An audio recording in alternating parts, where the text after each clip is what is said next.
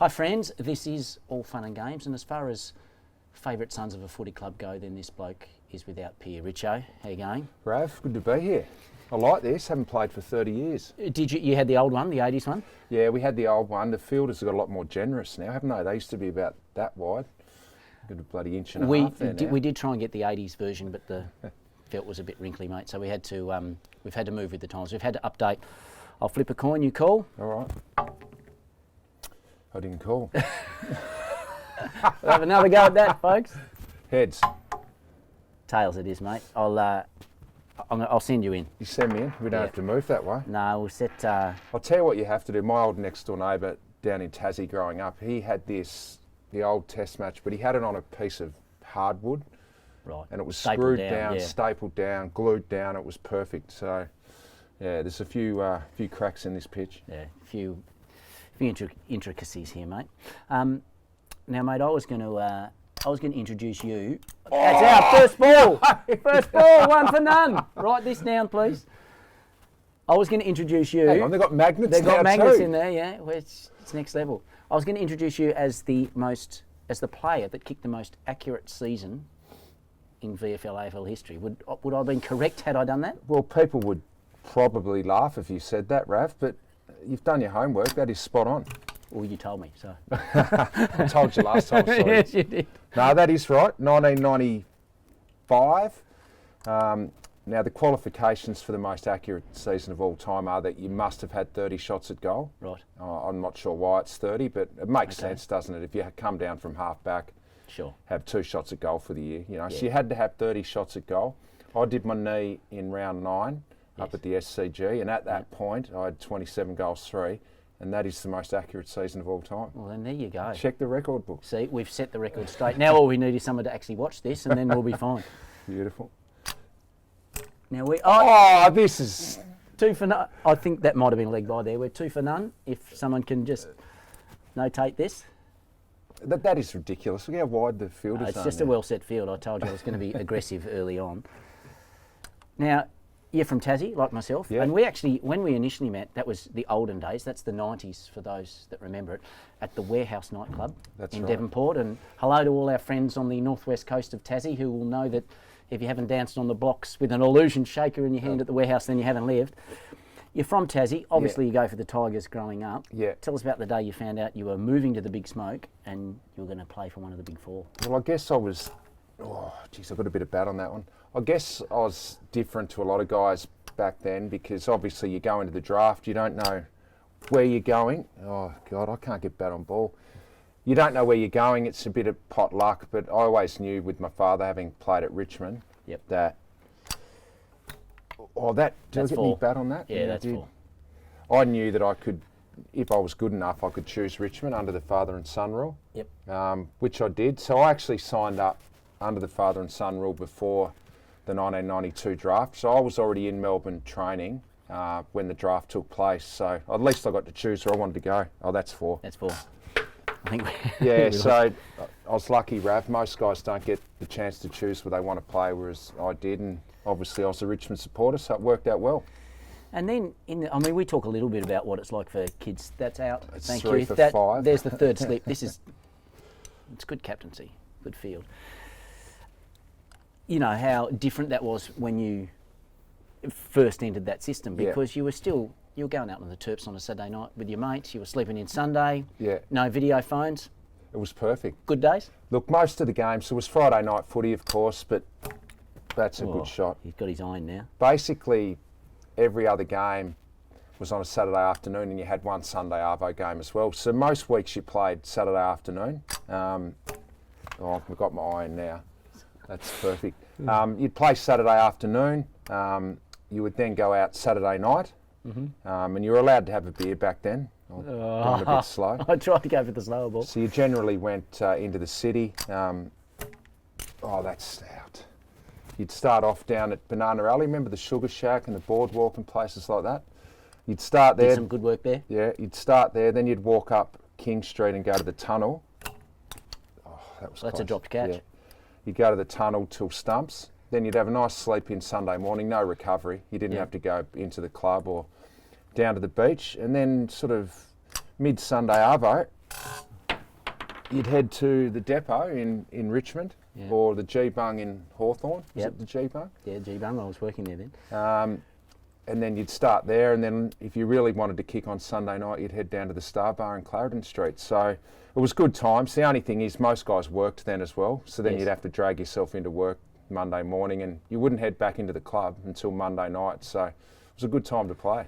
Was there anyone in that team that sort of led the way, do you think, in terms of, that in terms of going out Saturday nights? Did you have any mentors that, I guess, showed you how to be effective in those environments? Well, I guess my mates, when I first got here, were the younger guys. I'm talking Wayne Campbell, Nick Daffy. They started 2 years before me. Right. So I learnt the ropes off them. They knew their way around. They knew their way around. Benny Gale didn't mind it too back then. Oh, that was close. Yeah, but they were good times to play, Ráv. It was semi-professional, really.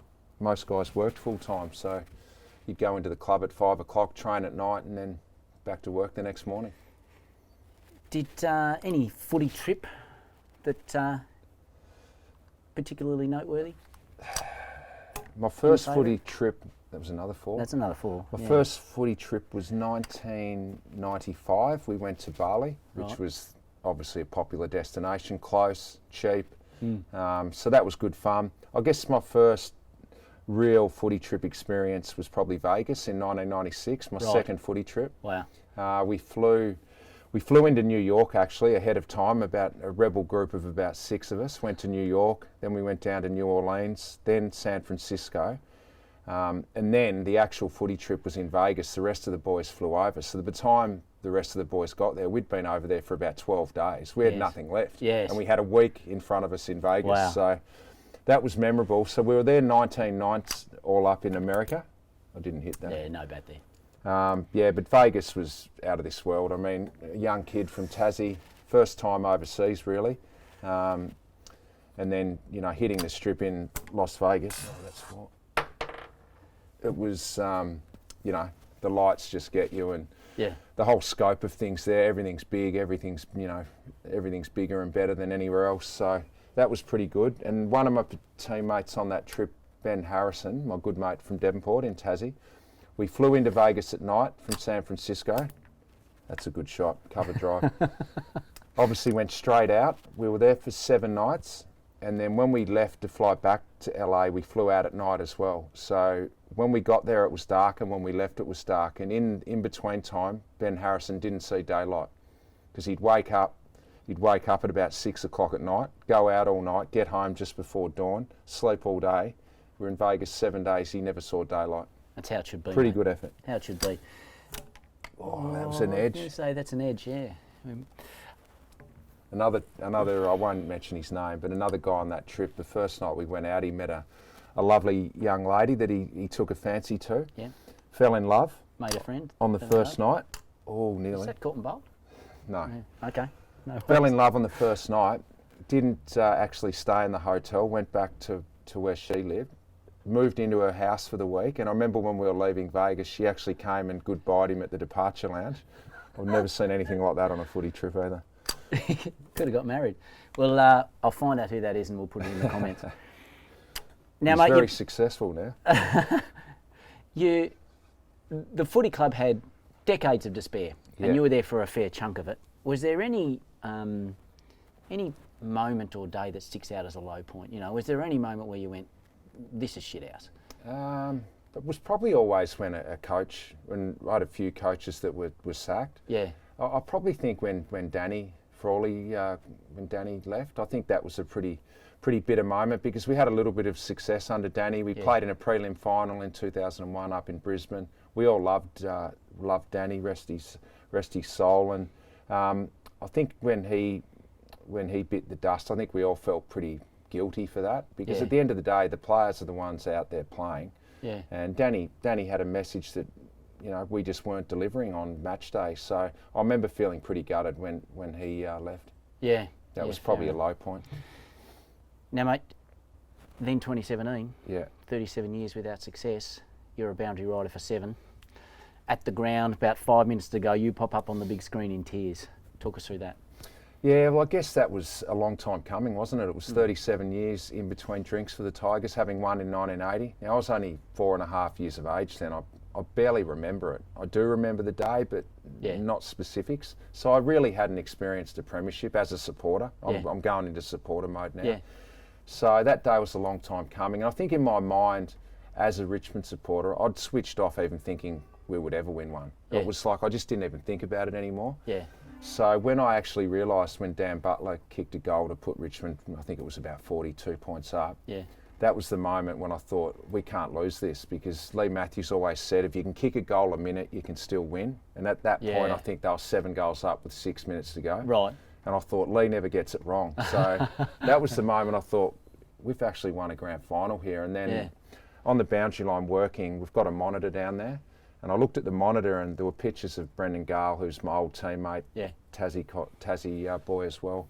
And he started tearing up as the CEO of the club. Yeah. And I knew all the hard work he'd put in. And then I thought of my old man who'd passed away a few years previous. Yeah, and that just got the better of me. It got the better of me, and I cried like a baby for the next 6 minutes. And that's so many supporters say that's when they started crying as well, when they saw you doing it. I think that was the moment for everyone. Yeah. Not because it was me crying, but it was just everyone realised at that point that we can't lose this game now. So it was a great day, and to be able to be out on the ground and walk around with the lads and soak it all in afterwards, incredible. Yeah, awesome. Now, speaking of Benny Gale, one of your great mates, and you played a lot of footy with him, who's clearly, that's another 4. Yeah. Write that down. Are we keeping score here? So who's keeping score? Yeah, it's up there. I might come around the wicket, if that's okay. All right.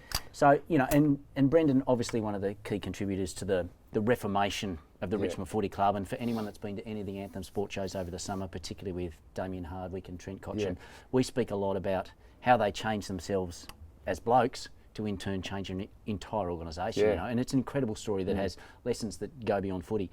Is it possible for you, I mean, you're still connected to the club, is it possible for you to put into a paragraph or two the difference in Richmond now versus a generation ago?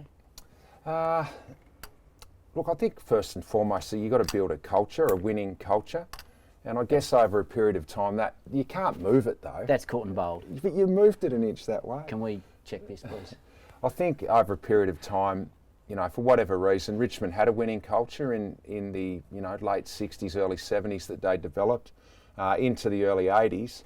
And for whatever reason, over a period of probably 10 or 15 years, that culture just sort of dissipated and it didn't exist anymore.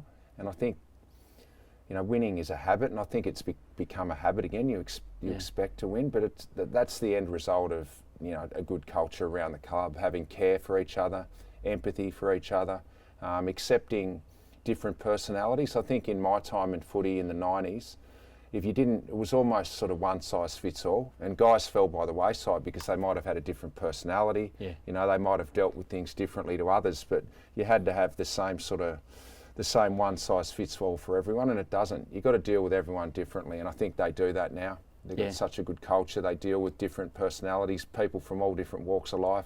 They walk in the door, but they feel comfortable, and I think that's probably the big thing at Richmond now. Yeah, yep. Now, you didn't win a Brownlow, but you did... Oh, nice. You did get a punk rock song written about you, and you got to be in a film clip. So I'm guessing one cancels the other out? Yeah, that was the Picket Palace boys, and we probably remember them from the Anthony McDonald Tip and Woody song, which has got a real catch to it. And I guess I'm a pretty big music fan, Ráv, over the years. And you're more of an indie rock man, would you, than punk? That was 3, by the way, for those keeping score. Yeah, probably more indie rock, but anything with guitars and drums for me. You move that again. Yeah, I know. Well, I'm trying to... Are you allowed to move these? I don't know. I love my music, so when the boys rang up and said they'd written a song... Shot. And would you like to do a film clip? I said, absolutely, I would. Yeah. So it was good fun. It was awesome. Good fun. Should Tassie have a team? Of course they should. Have to. Oh, that's out. That's out. What am I, 5 for now? If you want a truly national competition, Ráv, then you have to have a team from Tasmania. You just have to. And if you look at the amount of talent that Tasmania has produced over the years, then they deserve a team. Yep. They've produced some of the best players of all time, and I reckon you could say 4 of the top dozen players of all time are from Tasmania. Darryl Baldock, St Kilda's only premiership captain, 1966. Royce Hart, centre half forward AFL team of the century. Ian Stewart, 3 Brownlow medals, and Peter Hudson. So we can produce talent down there, and I think if you want a national comp, you must have a team in Tassie. Yeah. Their own team though, not a relocated team, a new team. Yeah, agreed. You're a Hurricanes man? Yeah, absolutely. Mate, I support anything. Oh, that's a good field place. Isn't it? He's in the game, this bloke. Yeah, I support all the Tasmanian teams. I see they might be getting an NBL team right. again. They used to have the Tassie Devils, so that's a good thing. But yeah, look, I think Tassie must have a team in the next 5 years, hopefully. Oh, good. Now you had a kick-ass ponytail in the day. Excellent hair, excellent hair. The day you cut that off, is that a big deal? I went through this myself. Yeah. It was. Yeah, it was. It's a big day. I think we had a number of guys at Richmond in that era that had the long hair, and it was going through that grunge rock sort of phase, you know, the Soundgardens, Pearl Jam, Nirvana, and we all want to be rock stars if we're not. That was a double hit. Yeah. It was a no ball anyway. A bit like a lot of rock stars want to be sportsmen. You know, a lot of them. You sort of admire people in different walks of life. So I love my music. Loved the long hair in that era. It sort of gradually got shorter over a number of years, but you look back now and you go, I'd love to grow my hair again. It just doesn't grow anymore. No. Right? That's the thing, mate. Oh, you've got plenty, but I'd love to grow it, Rav, but it's just fallen out now. We're going to have to get a ruling on the court and bolt here. We are. All fun and games! Who was the most unusual bloke you played with in your time at Richmond? Who's just the weirdest unit? I've played with a few weirdos. Generally, there's some contenders at the club now, I can tell you. Apologies to anyone from Western Australia, but generally people from Western Australia, the guys I played with from Western Australia, there was always, that was an inside edge. That was, yeah, French Cup. They always had some differences, I reckon, the WA boys, but probably the one that stands out, and he was a great player. He was a 2-time All-Australian. Oh, that's out. Darren Gasper, who was probably just about the best defender I played with, but just a rare unit, Gassy. It's caught and bowled. Rare enough that it was like he was from outer space. We said he was an alien, right?